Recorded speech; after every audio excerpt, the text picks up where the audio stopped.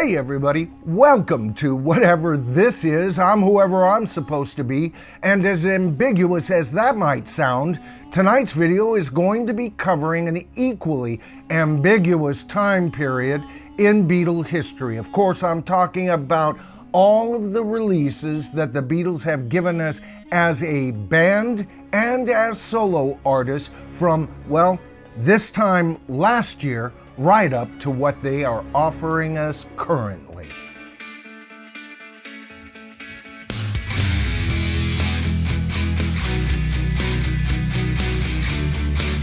All right, so the beginning of this whole ambiguous, no apparent direction as far as what the Beatle camp is offering us today, folks, begins actually about 2 years ago with the re-release and remastering and offered in a brand new wonderful box set, the Revolver album. That box set is actually my favorite box set, barely beating out what the Beatles offered us with their magnificent re-released Sgt. Pepper's Lonely Hearts Club Band. I've even picked up my own personal copy. It's the single copy of the album that was remastered by Giles Martin. At best, a hit and miss producer for the Beatles, in my opinion. Now, the following year after this release, we expected Rubber Soul, didn't we? Instead, what did we get? We got a remixed, remastered, reinvented release of 2 double albums, now triple albums, with some obviously wonderful remixes, but it had its share of near misses as well as the horrible remixing of I Am the Walrus. That is the one reason that album, neither one of them will ever darken my turntable. Now, I know this was a popular release, both with original Beatle fans who bought it back in the day. I did as well. I listened to it for about 3 months and then never listened to the album again. But some Beatle fans got introduced to the Beatles with this album, so I see it as a necessary evil, but its re-release, its remixing, its repackaging should have been re-released after the 20s as far as I'm concerned. And the amount of remixes from Rubber Soul slapped Rubber Soul as an album right in the face. How dare they do that? Rubber Soul was pop and rock's very first true album. I've said this before. The Beatles have said this. George Martin has concurred. Once those sessions started, they knew their first few songs fit well. They purposefully fashioned this album to be listened to, not for the hits with filler material, but as a complete album, a first in rock and pop, only challenged maybe by a couple of themed albums that Frank Sinatra did in the 50s. Now, I have also said that Rubber Soul won't be released until next year, and for the obvious reason.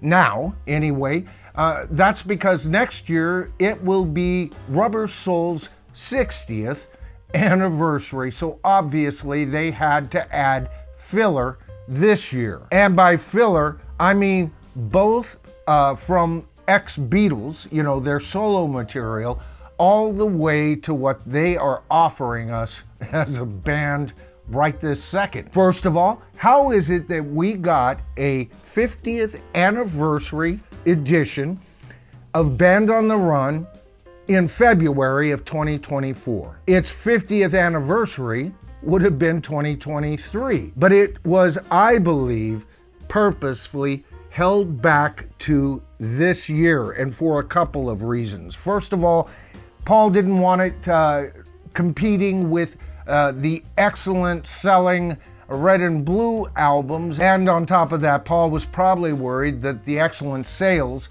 from the Red and Blue albums would interfere with the sales that he wanted to offer with this 50th anniversary release. Now, I love this release. I've made that clear in the past. I've done videos on this release. I think it's not only a wonderfully packaged album, but we get the unadorned tracks before they really started putting the final polishes on this album.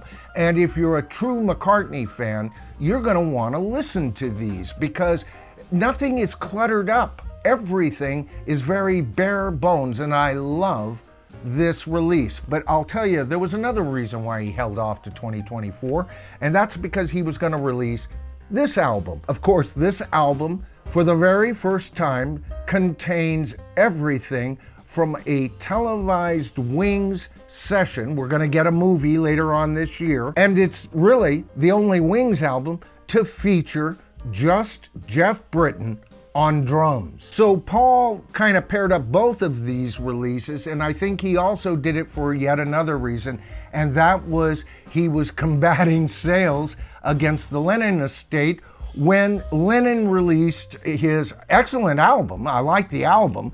It's not my favorite Lennon album. Matter of fact, it either slips to 3 or 4, somewhere around there.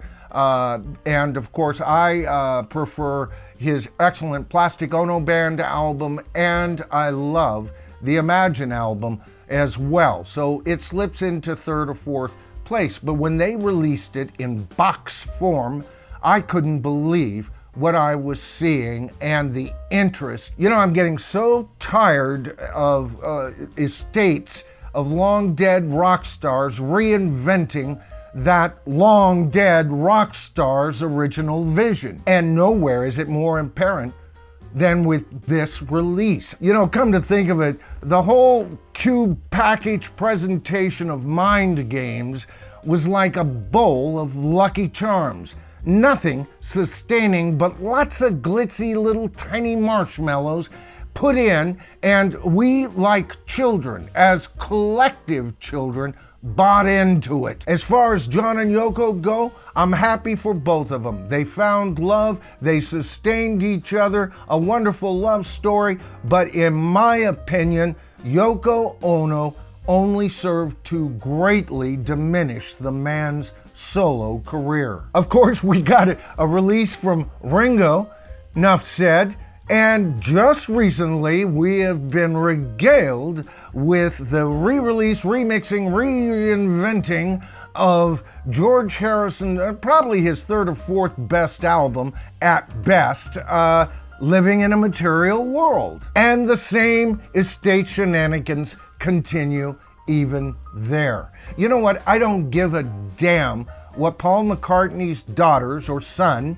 or John Lennon's sons, or George Harrison's son thinks about what they did in their solo career. Some of them still in diapers during that solo career. You know, Giles Martin gets a ton of criticism from the vinyl community because he has no pedigree, they say. Oh, sure, his old man produced the Beatles, but that doesn't mean he should produce the Beatles. Then why is it we have all of these fans that care a flying fig about what John Lennon has to say? Well, not me. And in fact, I'm not even looking to pick up Mind Games. I'm looking for an earlier release of it. I love the album. Don't like the cover. More of that Johnny Yoko nonsense. But I am a fan of John. Which leads us to the new re-release of some American albums. They're tying this all into the year 1964, and of course this being the 60th anniversary, and frankly a year where there has been very little interest in this being the 60th anniversary for the Beatles. But what they're doing is just going through the motions. I think they're just spending time and of course offering the masses just enough so that nobody forgets them. I mean, what's to write home about, folks? I mean, if you're my age and older, this might have some sentimental value. Most of us my age and older grew up with the Beatles, and we grew up here in America with those same albums. And to Beatle completists, this will be a wonderful offering. But what about brand new Beatle fans? I mean, is this going to be something they're interested in buying? Are they going to want to reminisce over what their parents, or perhaps even their grandparents once listened to? Or will the masses buy in mass because it's such a pretty box? And it offers 7 albums, well, 6 albums, no, 5 albums, maybe 4.5 albums if you consider the United Artists release versus something new, and the Beatles story isn't even worth your time. You get about 4.5 albums, and this thing's going for upwards $300. I reported earlier that it was going to go for $200, and I thought it was overpriced then. So in the end, we've been offered a plethora of Beatle product this year. Now, my question to the tribe tonight is this: how many of you have purchased or pre-ordered all of these offerings? I think that would make you a Beatle completist. Now, how many of you big-time Beatle fans have bought even 3 of these offerings? And how many of you are refusing to buy any of them because you've switched to digital and you can find it there? Oh, and the second part of that question is, how many of you have seen, for the most part, that the re-releases offered to us by both the Beatles and ex-Beatles have been pretty much nothing more than a cash grab, and you've stayed away from the whole thing? All right, that's the video for tonight. I hope you enjoyed it. If you did, please give me a thumbs up. That helps with channel growth and views. And if you haven't subscribed to the channel as of yet, that's really easy. All you have to do is hit that subscribe to the tribe button, tap that top bell icon, and you will be notified of all my future videos. All right, I'm Michael Noland. This is The Bottom Line. I hope all of you are having a wonderful holiday season. It's already begun, whether we realize it or not.